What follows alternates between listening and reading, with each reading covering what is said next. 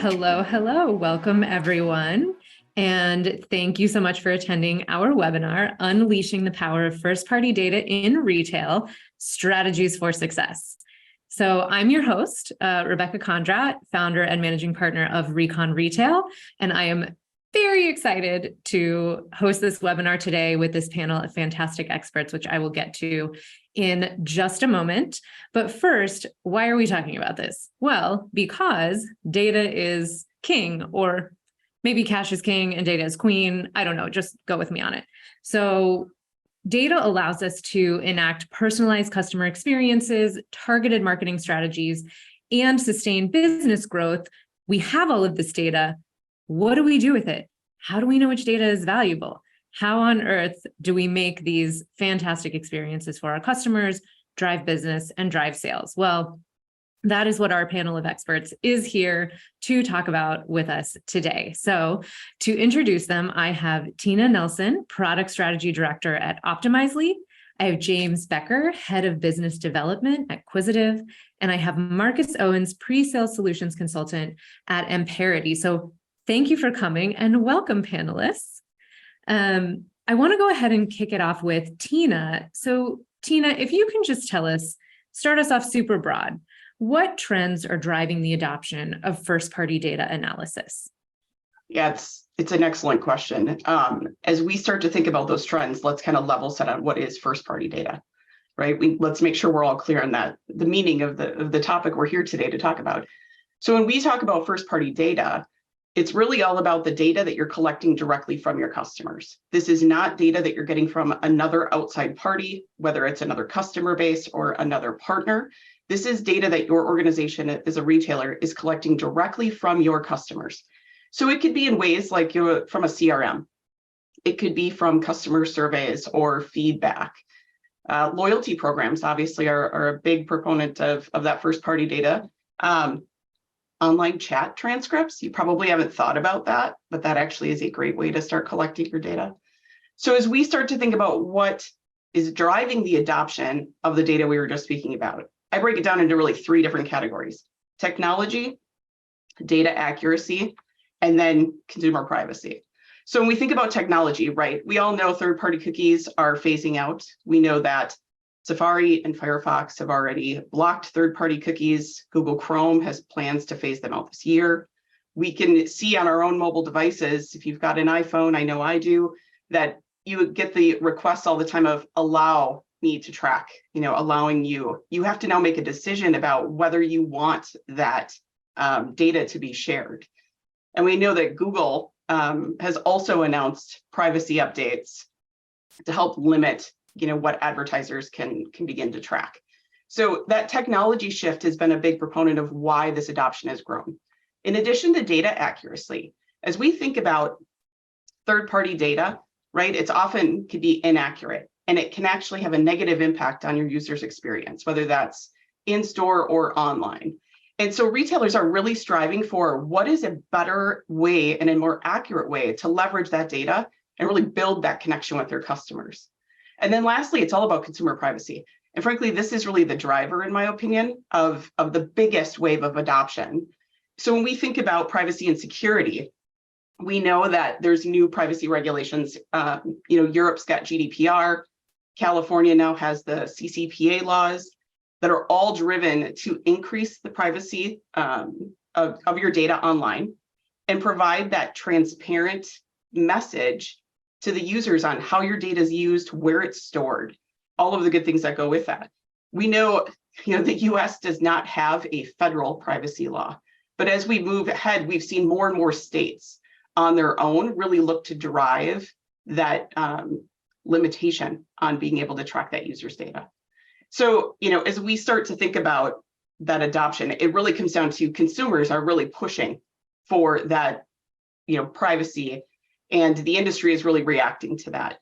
At the end of the day, the customers want you to build trust with them, right? They are wanting that relationship with you. They want to know that where their data is stored, they want to know that you're using it in the proper ways that they are comfortable with.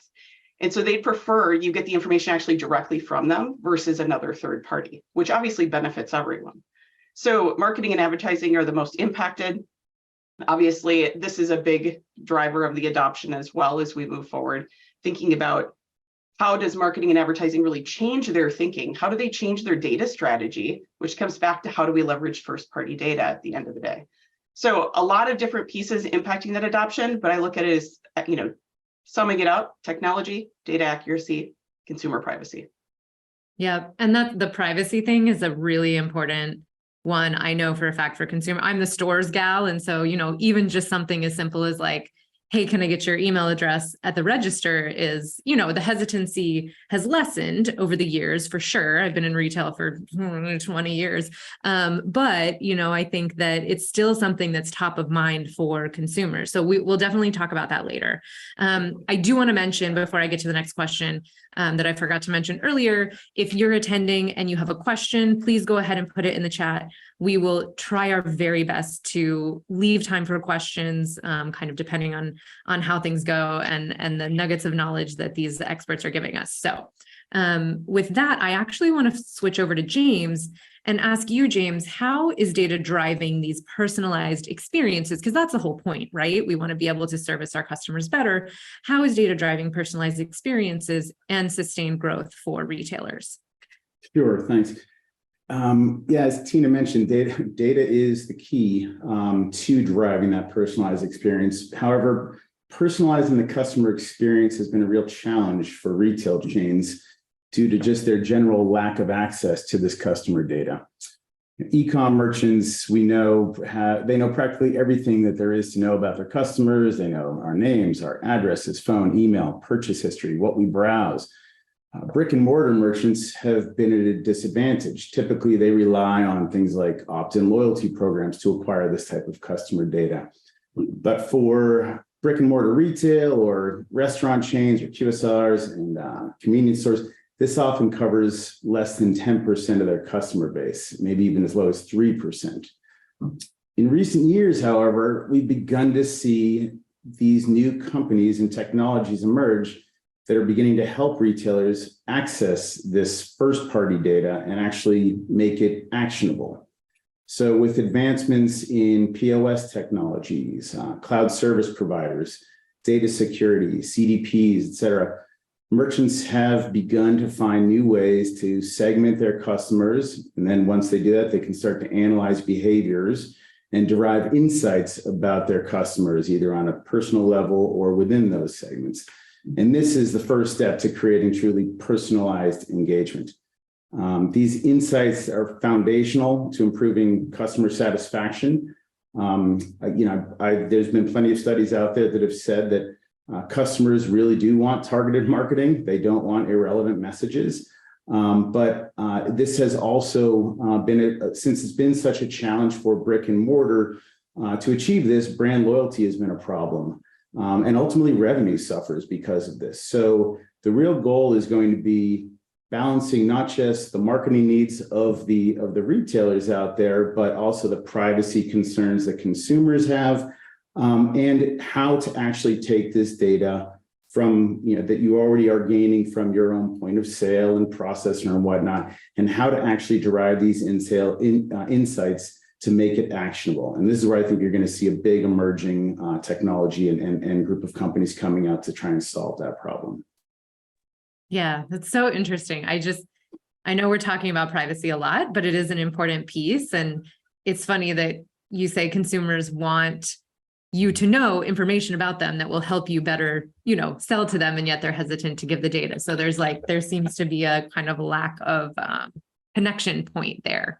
Okay, I'm going to go to Marcus and just ask you, how has first-party data been used traditionally, and why is it such an important tool for retailers to harness today? And I guess if you can kind of draw out, what are maybe the differences? How has it evolved over time? Yeah, I love that you use the word traditionally, because, we talk about first-party data like it's this esoteric new thing that's suddenly been discovered within the customer data domain. And I don't know if any of you remember, I'm a millennial. My mom collected like Precious Moments figurines, right? Every single one of those things came with a little card that she had to fill out and she had to send in. And right. And so we've been collecting some form of first party data for a very long time. But even as we evolved from cards that we're mailing into the mail to maybe collecting on the website, an on-site loyalty program, a lot of that first-party data, by virtue of kind of technology or by virtue of maybe sometimes business design, typically was leveraged like in the channel it was collected in. Right. So if I have a great loyalty program, that's great. I have a fantastic loyalty program, but that's the lone fantastic experience I'm able to deliver with that loyalty program for my customer. So then time goes on. I was part of the third-party data revolution, right? So suddenly we had all access to all this data outside our four walls. It can tell us a lot more about our customer. And that was great. And we all kind of fed from that trough for a very long time. And as we've discussed a couple times over, that data is starting to go away. And then there's this final converging trend that Tina and James both mentioned, and that is our customers now expect us to use the data that we have about them. There's this phrase, what used to be creepy is now expected. Sometime during the pandemic, our attitudes towards the emails in our inbox, the messaging we're getting in ads, the experience we're having via service changed from, oh my gosh, how do you know so much about me, to, oh my gosh, why don't you know me better, right? So there's this convergence of trends that's making first-party data very important, even to people who've traditionally had great access to it. And then the other thing James mentioned is we're seeing this explosion of first-party data in places like QSRs, right? That now are starting to get first-party data. I saw there's a TikTok going around that was somebody went to a Taco Bell and they said, sorry, you can only get this product by ordering via the app. Right. And that's because these businesses are starting to recognize the value of that first party data. And I think there's an opportunity in more things like that that's a very obvious kind of value exchange.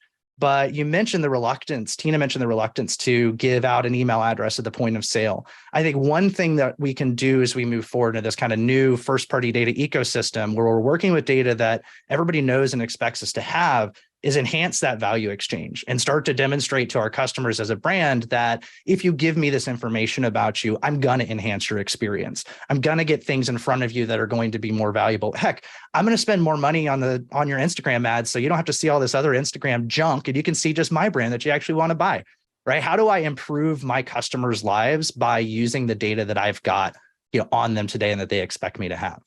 And then we'll talk more about this kind of as we go down, is there's that kind of existential exterior threat here pushing with that third-party cookie death, the loss of fidelity and scale in a lot of those sources. And, our theory is that the customers or the brands that right now try to rebuild that data foundation using their first-party data and build their first-party data asset internally are going to be the ones to succeed, not just in knowing and understanding their customer, but increasingly we're seeing what's the new coin of the realm for actually delivering audiences to these paid media destinations. It's first-party data, right? We heard the market's calls for more privacy and responded by using hashed email addresses, but that's where we are today. And the customers and the brands that actually prepare for that future are going to be the ones that are going to get their message out in front of their customers more effectively. Yeah, you're really just exchanging one thing for the other, in a way. So, okay, so you're kind of going down this path, Marcus. So I'm going to just pick it up and take us there. There's a lot of talk about knowing your customer on a deeper level. And that's the ability that this first party data gives you, right? As a brand and a retailer.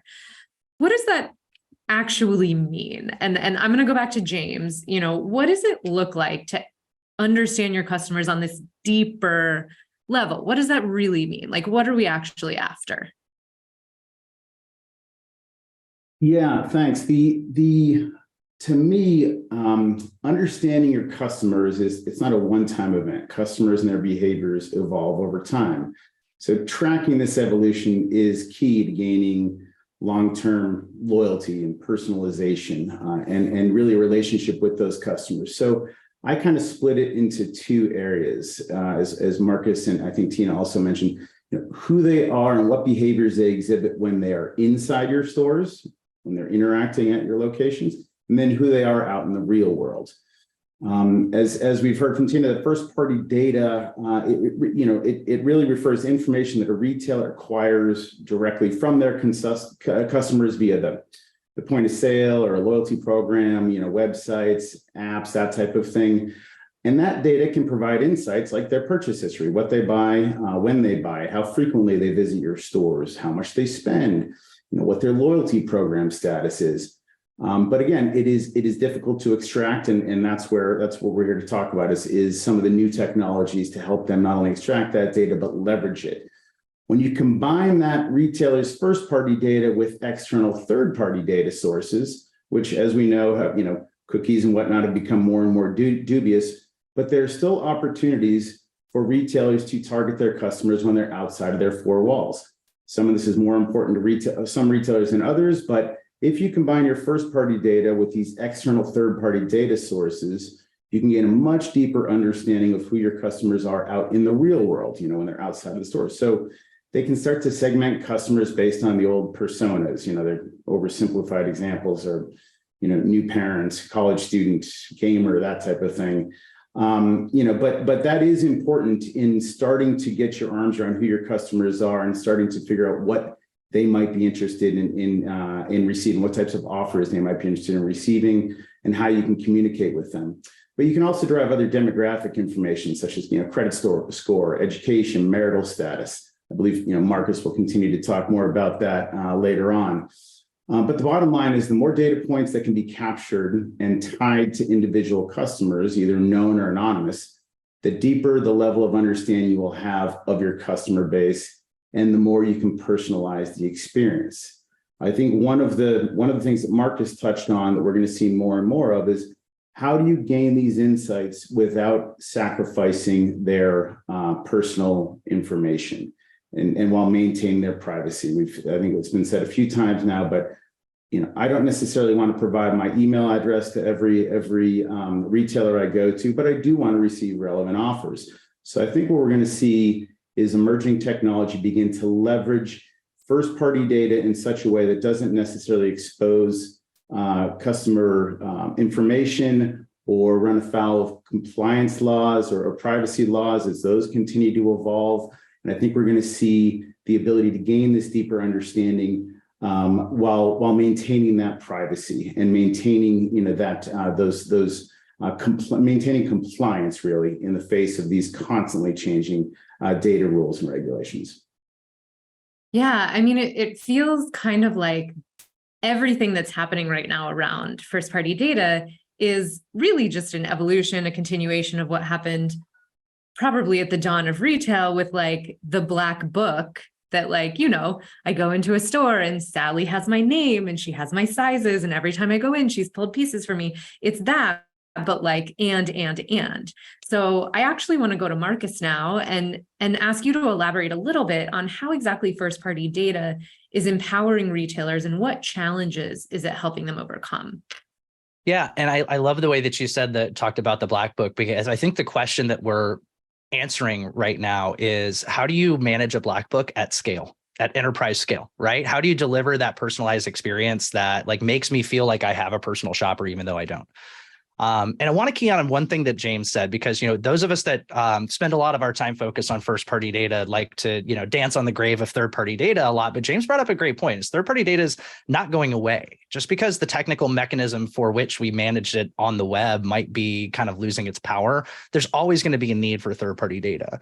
But what I think is happening is we're seeing the balance of power shift from those third party data brokers to these first party data owners, right, that are going to build the right, if they're doing it right, they're going to build that first party data asset and then maybe look outside their four walls for a much smaller subset of the data, right? One of the jokes we say is, the magic was inside the data all along, right? That old trope, right? So what we find is if you really are able to bring this first party data together and start to incentivize and drive that value exchange, right? What a lot of customers will find is, oh, well, I don't need to go out for this shopper flag and for this piece of information. Turns out I had that from a survey result that I wasn't able to bring together, something along those lines.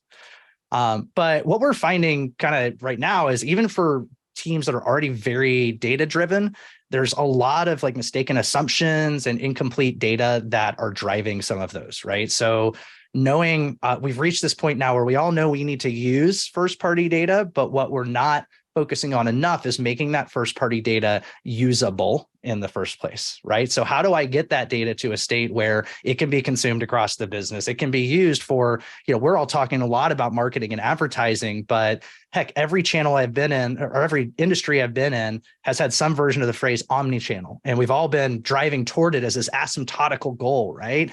So how do I actually start to take this, what might have initially been seen as a limitation, this need to focus on first-party data, take that particular limitation and turn it into an enabler, right? How do I now turn that first-party data into something that can allow me to actually go out and create kind of transformational experiences and better understand my customers? Because what we're finding is once you get this first-party data to a place where you're really truly understanding your customer kind of online and offline, that's a big opportunity too in this space, is unifying those two kind of iterations or versions of a customer. We're starting to see examples, like take, for example, a retail customer I was talking to, they had some segments that they knew were high LTV segments, but what they found is once they started going through this project to really build this first-party data foundation, they were almost just 200% as valuable as they thought they were. So that made a huge change to, one, how they were reporting back to the business, the success of their efforts, but also to exactly how they were targeting those groups and the investment they were willing to make and in what channels to target those people. Right? Because the final thing that I'm seeing a lot of a promise in first-party data, and this is a bit of a me thing, because when I was working on the DMP side, what I would always say is, gosh, if I could just build an audience once and have that audience persist across all of my channels, whether that's my owned channel, my paid channel, my web optimization, any piece of my user experience, gosh, that's the holy grail. And when you get to this place where you've actually built that first-party data foundation, that's what you can do. Right. So being able to blur that line between owned channels and paid channels so that when I see an ad in Gmail, it's the same messaging and it's customer aware, just like if I come organically to the website and Optimizely serves me a customized experience.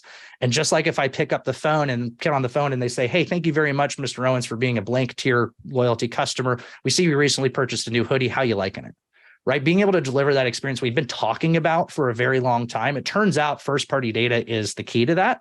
And I think we're just now seeing a place where CMOs and marketing departments are getting that external pressure that was needed to really shore up what they have internally and start to execute on some of these things that were sort of pipe dreams for us in the past.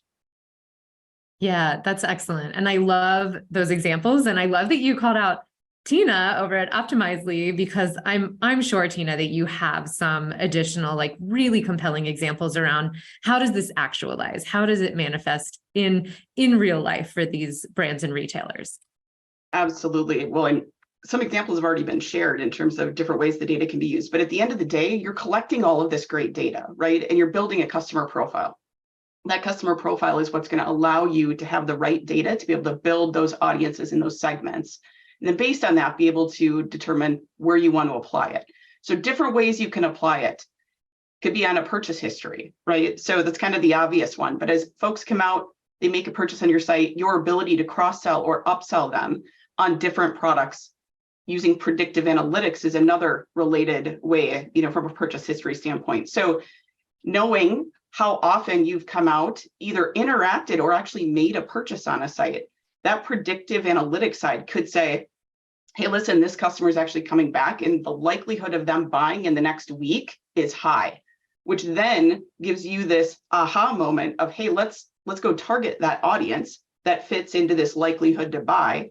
And let's maybe give them another promotion. Let's entice them to move them forward in that funnel. So there's a lot of opportunities to take advantage of the data from a purchase history perspective. Online chat transcripts. I mentioned this earlier as we talked about first-party data, but recently it was my own aha, because I went through buying T-shirts online for a family reunion recently, and was able to use the online chat to engage, go back and forth, and actually make a purchase.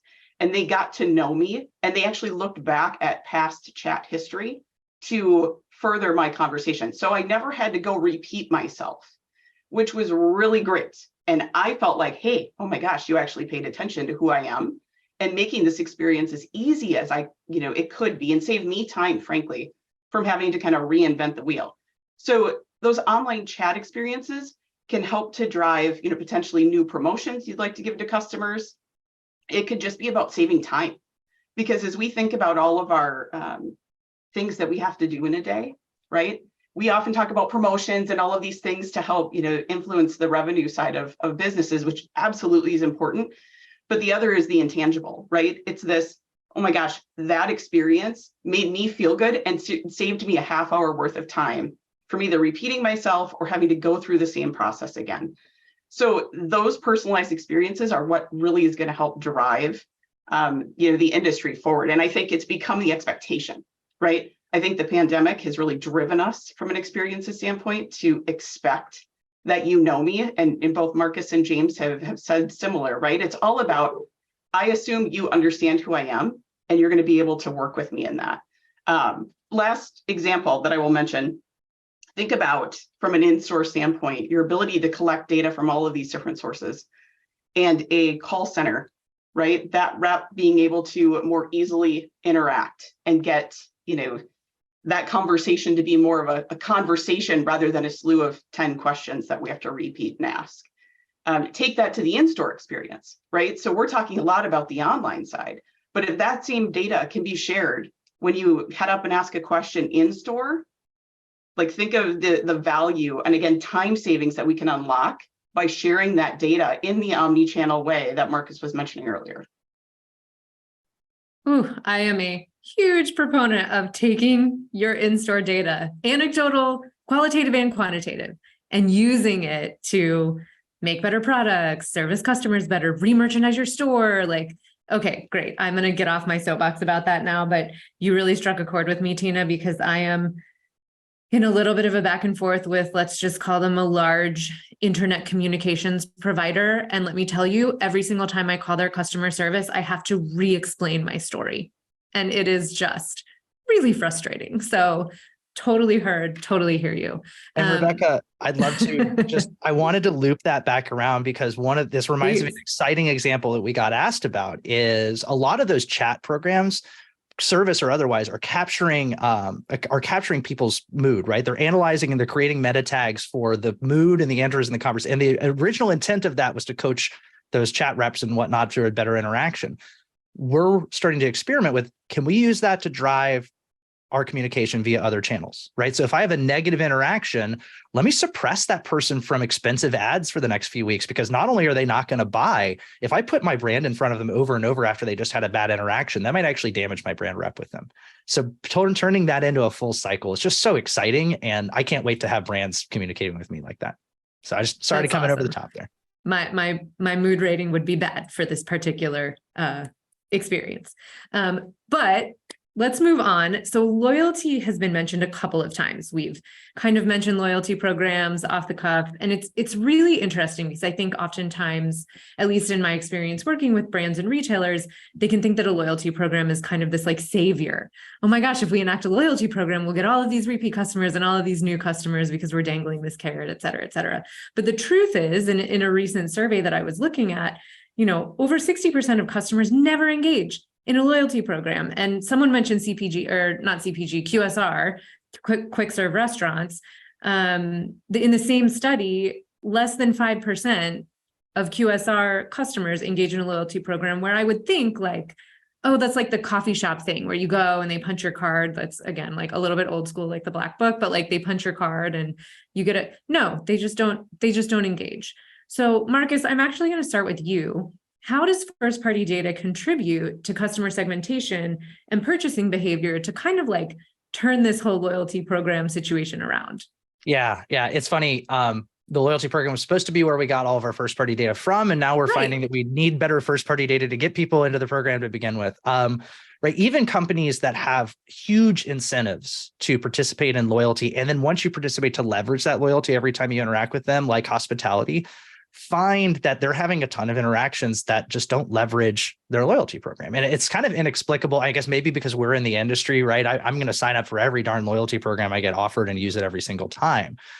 But what we're starting to find is, how do we find the events that lead somebody to that loyalty sign up, right? How do we even start to model towards that and start to do some predictive modeling towards what are the 2, 3, 4 customer touch points that happen right before that loyalty conversion? Is it something where they saw a campaign and then they came in store and made an order and they found out, Taco Bell example, right? Oh, you can't actually buy that product unless you do it on the app. It's an extreme example.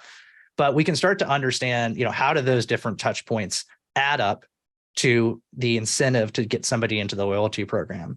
And then where it follows on from there is getting us out of a world where we're only segmenting based off of what we know in loyalty and starting to segment off of a more complete view of the customer, right? So I want to know somebody who's in my gold tier on loyalty, but I also want to bring in predictive churn modeling to understand just because they're gold tier, they could still be at risk of leaving me, right? And I want to bring all these things together to have some really, kind of hyper targeted campaigns and understand who my customers are there.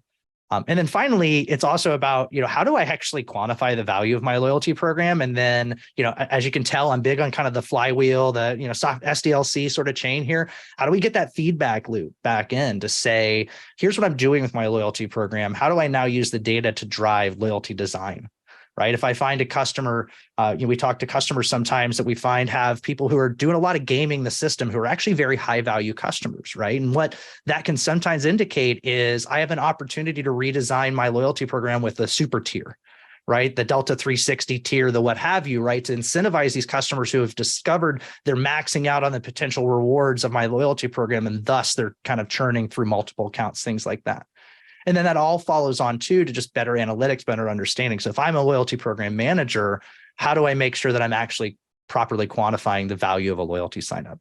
How do I make sure I'm defending the fact that this loyalty program that we spend X amount on actually gives me a 1.7X on customer lifetime value with those customers? All of that relies on that kind of core footing of that first party data and things we really couldn't ever look outside of our business for. But increasingly now that we're getting that data, bringing all that together really can supercharge the loyalty program, and it kind of becomes a virtuous cycle. Yep, absolutely. I know we have some great questions coming in, so we're going to try to speed round a little bit the next few questions. But Tina, I wanted to ask you, in what ways can retailers enhance customer touch points using loyalty programs or other ways to optimize the buyer journey using data-driven insights?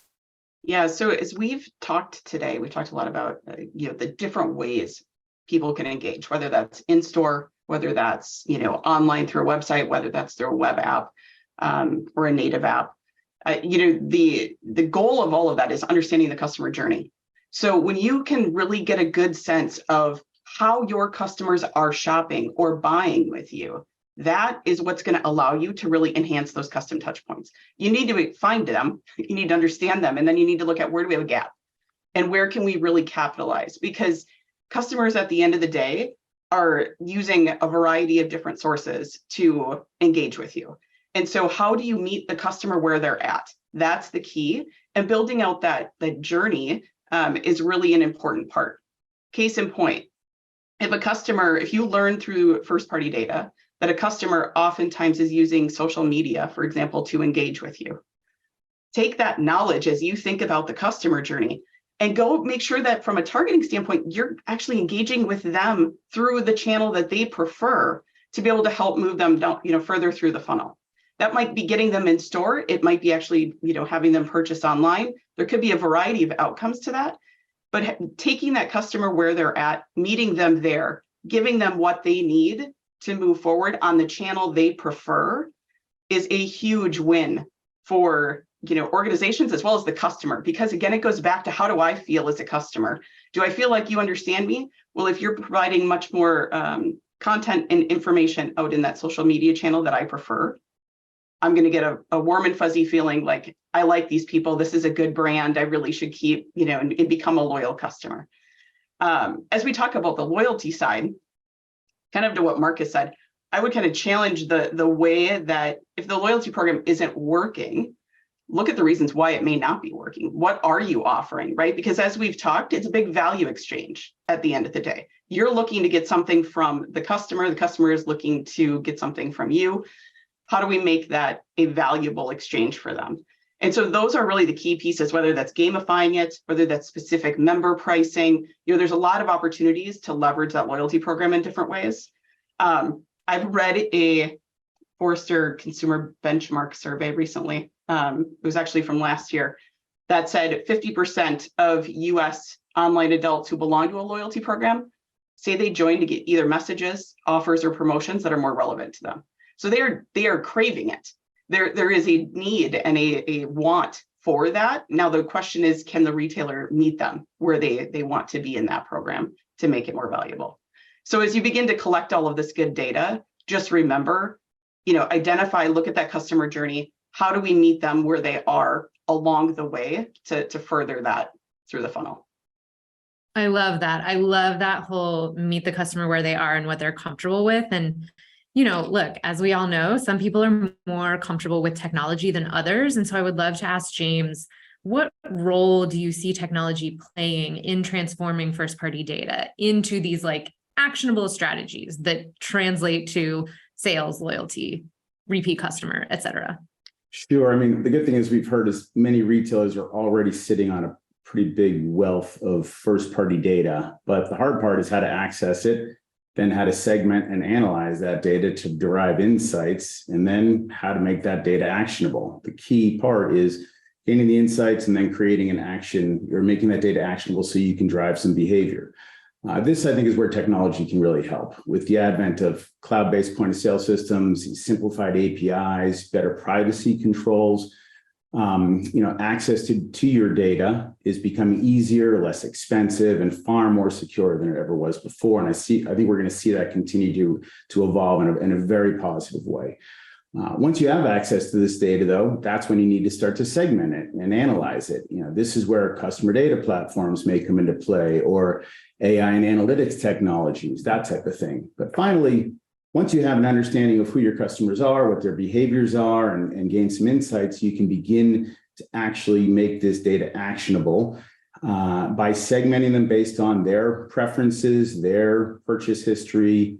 And then this can be used to enable delivery of personalized offers or to drive folks into the loyalty program, just as you said. I mean, although these loyalty programs have minimal adoption rate right now, they're incredibly important. They're always going to be, or for a long time, they're going to be very important. So encouraging adoption of those loyalty programs so your top tier customers and you can service them how they want to be serviced is going to be crucial. But enabling ways to communicate with customers that are non-intrusive and also don't involve customer action, don't involve opt-in or raising their hand or engagement or putting your phone number in when you roll in.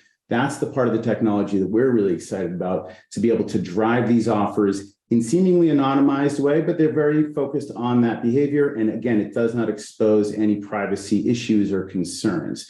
So that to me, I think, is where technology is going to really play a major role in increasing customer satisfaction and overall customer loyalty in the future.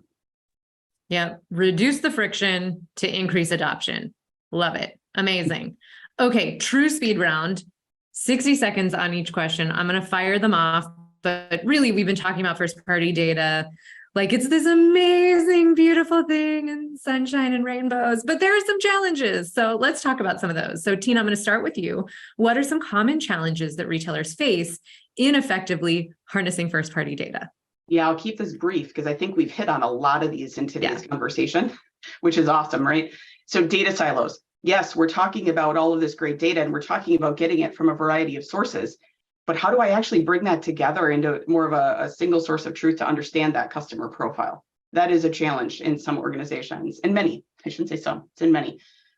Being able to then connect. So now we've identified them. How do we actually get the data out and bring that together? Another common challenge. And then, the last one I'll mention is, as we sit and talk about all of this data, many folks are like, it's a lot. How I am completely overwhelmed. Great. That's fantastic. I can connect all these things. What do I actually do? Where do I start? How do I move forward?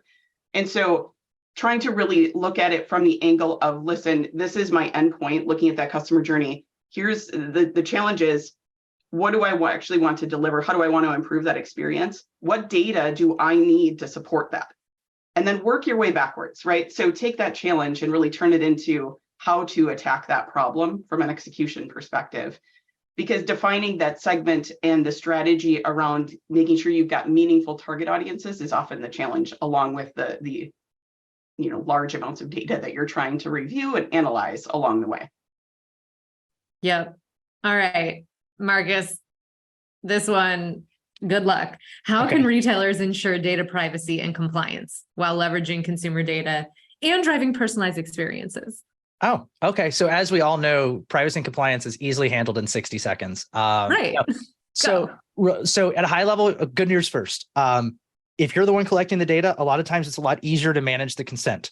Bad news second, now it's your job to manage the consent, right? So as we grow towards conflicting consents, managing all of that, understanding how I leverage data in different ways and investing in the things that are going to allow you to kind of automatically segment that data and its usage in a way that's going to be privacy safe is good. But I think I still come back to the value exchange, right? We know there's a lot of governance, there's a lot of regulation around the privacy thing, but ultimately it's still an interpersonal relationship issue. And if somebody is using my data in a way that by and large improves my experience with the brand, I'm going to feel better about that brand. I'm going to be less likely to, have a complaint from a privacy perspective, et cetera, about how that data is being used. And so we have to make sure we're using it intelligently, but we could buy ourselves a little bit of leniency by using it creatively as well. I love it. Okay, James, please pull out your crystal ball and please tell us your vision for the future of retail where first-party data and technology converge to shape the ultimate retail experience. Yeah, I think the common theme we've been hearing is, research has been showing more and more that customers and retailers both want better personalization, when it comes to marketing and offers, but consumers are very reluctant to give up their personal information or privacy in order to get that. Nobody wants their time to be wasted with irrelevant or annoying messages, but at the same time, nobody wants people are more and more concerned with sharing their data with so many brands out there. So actionable first-party data is going to be the key to providing these personalized messages. And as we know, as we've been covering throughout this call, personalization is really what drives customer satisfaction and brand loyalty. So I think with all these advances in data capture, in security, in AI and analytics, we will continue to see new companies emerging to meet these market needs that have largely gone unresolved by the incumbent technology providers. I mean, the reality is that the growing demand for hyper-personalized experience is creating major opportunities for these new companies that are able to leverage modern technology to drive this change. So this is going to force these incumbents to either retool their solutions to meet retailers' needs or risk losing market share. So I do think this is an incredibly exciting time to be in our industry, and I think we'll continue to see innovation accelerate to meet the need for personalization at scale. And in my view, this is going to result in improved revenue for retailers and probably most importantly, improved customer satisfaction, brand loyalty, and really overall, the way I see it is the personalized experience is going to continue to drive customers back to these brands that are able to do that and away from brands that continue to throw these blanket offers out there, these one-size-fits-all offers out there to customers. Yeah, I think you're absolutely right. And I think the landscape will look very different in 18 months or 2 years. And we can't even imagine what's going to come about. So it is very exciting. I agree. Okay, so I think we have time for just one question. So apologies about that. But if you have a question and it is not answered, please feel free to reach out to our panel of experts on LinkedIn or whatever channel you like. But I have a question here from Jeff. On LinkedIn, how does, and this one feels like it's for James and Marcus, but please, Tina, feel free to hop in. How does first-party data help the retailer in suggestive selling? And he has kind of a follow-up tale. Do they suggest in the vein of previous purchases or venture into new territory? So two-part question here. I can take it first and then pass it to Marcus, I believe. But, from my perspective, the more data and history you have on an individual, the richer the insights you can derive, and therefore the better the offers you can provide. Once you have a general history of these customers, you can do some basic A/B testing on offers to them to see what works, or even apply some AI and analytics. And that helps you start to zero in on those messages or offers or promotions that really do increase or drive customer behaviors in meaningful ways. And I think most importantly, you're going to see, as we do see this technology evolve, we're going to see ways to actually track the true ROI on those types of offers. So as far as the venturing into new territory part, you can't do that until you know what your customers have been doing and what behaviors they've exhibited. And as I said earlier, that evolves over time. So it's going to be a constantly changing and evolving process where we're gaining new insights and data about our customers to create better and more targeted offers. But the real goal is not just to have this data for data's sake, it's to actually provide personalized offers that are relevant, they want to receive. And the way you do that is, or the way you can acknowledge that those offers are working, is by actually being able to track them, see who redeems what and when, and then tracking the ROI on that as well, at least from an internal perspective. I bet Marcus has another thought, maybe on the third-party perspective.